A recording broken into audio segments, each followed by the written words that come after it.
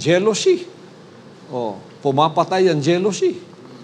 Kaya ako naman, ang mga pagpapala natin, hindi ko pwede itago kasi ang anak ng Diyos sa buong sanlibutan, kailangan makita nila. Hindi naman sila lahat makapunta dito, sekreto, tingnan na lang natin, huwag natin ipahayag sa sanlibutan kasi may mga evil eye dyan, may mga jealous dyan. Hindi naman pwedeng ganun.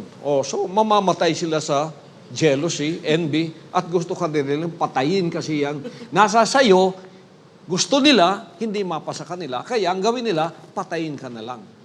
Kundi sa bala, sa salita, sa basing, sa paninira, sa pag-uusig, at sa pagmumura. Di ba? Character assassination. Ganun ang ginagawa sa atin. Pero anong magagawa natin? Kasi wala namang tumatalab na bala sa atin. No weapon formed against thee shall prosper. Kakalawangin na yung bala nila, di tatalag yun.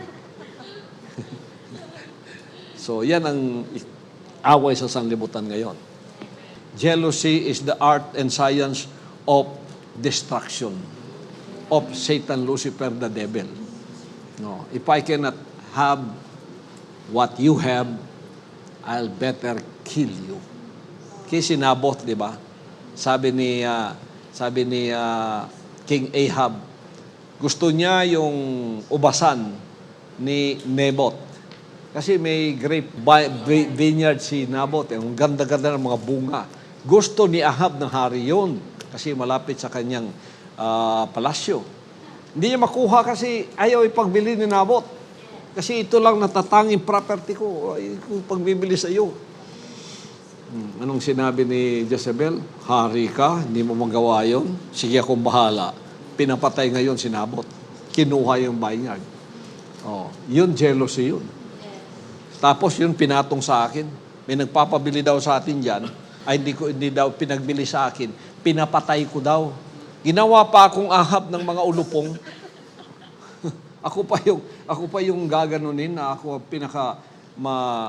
yung pinaka mabait na tao sa sanlibutan na kung mari lang ibigay ko lahat ang aking lahat ng naririto para sa lahat ng mga nangangailangan. Ako pa yung ginanon, di ba? Pero lumitaw din ang katotohanan.